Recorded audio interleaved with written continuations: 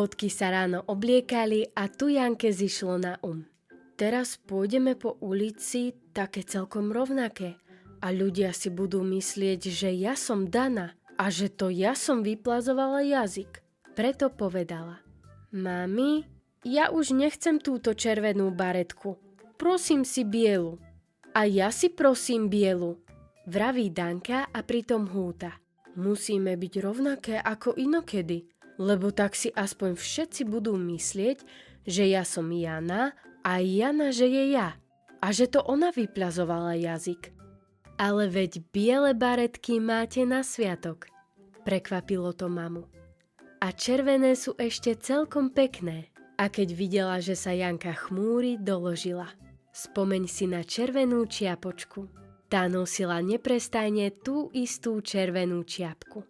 Janka si spomenula a naozaj nepovedala už ani slovo. Na ulici sa neprihodilo nič, no horšie to bolo v škole. Počula som novinu, povedala pani učiteľka. Niektorí žiaci vyplazujú vraj na ulici jazyk. Čo o tom viete, bodky? Bodky vstali a zahľadeli sa do zeme. Danka uvažovala.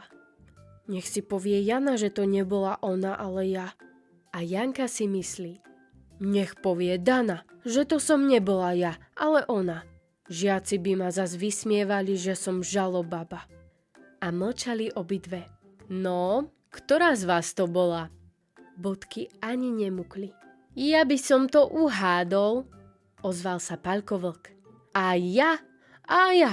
Figu by ste uhádli, myslí si Danka. Veď sme celkom rovnaké. Nie je naša povinnosť hádať, vraví pani učiteľka. A keď bodky len mlčali, doložila. Tak si teda sadnite. A jej oči už neboli teplé ako inokedy, ale celkom studené. Keď bodky prišli zo školy, mama šila na stroji dve belasé zástery. Mami, pristúpila k nej Janka. Poviem ti rozprávku. No povedz, akú? Takúto. Bola raz jedna červená čiapočka a povedala mamke. Ja už nechcem nosiť červenú čiapku, prosím si inakšiu. Janka zastala, lebo rozprávke už bol koniec a hľadela spýtavo na mamu. Mama sa usmiala, lebo dobre tej rozprávke rozumela. A Danka sa mračila, aj ona jej rozumela. Janka chce mať inakšiu čiapku, aby sme už neboli rovnaké. Lenže ona s tým nesúhlasí. Rozprávka je aj ďalej, ozvala sa chytro. Takto. Mamka povedala červenej čiapočke. Ty máš podľa čiapky meno, aj celá rozprávka sa volá podľa tvojej červenej čiapočky. Tak ju musíš nosiť. Danka pozrela víťazne na Janku. A červená čiapočka, ponáhľa sa Janka. Červená čiapočka povedala, tak ja si teda radšej zmením meno a už nebudem v rozprávke. Mama sa zasmiala. Tá červená čiapočka je ale mudraňa. Môže už chodiť s vami aj do školy. Nemôže, vraví Janka. Bojí sa. A s očami naširoko roztvorenými dokladá.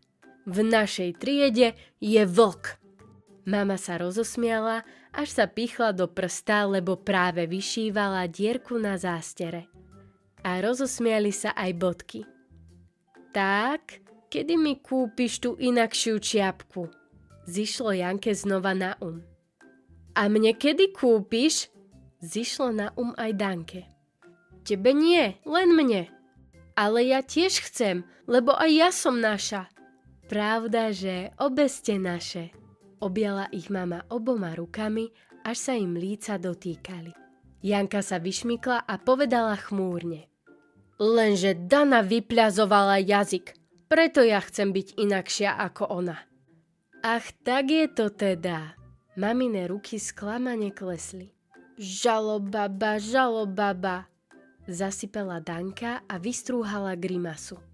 A čo si sa mi ty vysmievala, že vraj sparkatiáda? A ty čo si chodila z klubovne von a dnu a potom si chlapec myslel, že ja som ty a nechcel ma pustiť na divadlo? Ja som vyzerala teba, lebo som sa bála, že zmeškáš. Vy moja dvojbodka, objala ich mama znovu. Ja vám teda tie čiapky kúpim. A ešte v ten deň kúpila bodkám nové čiapky. Teplé, lebo už nadchádzala zima. Jednu kúpila modrú s bielym brmbolcom a druhú kúpila takú istú modrú s bielym brmbolcom.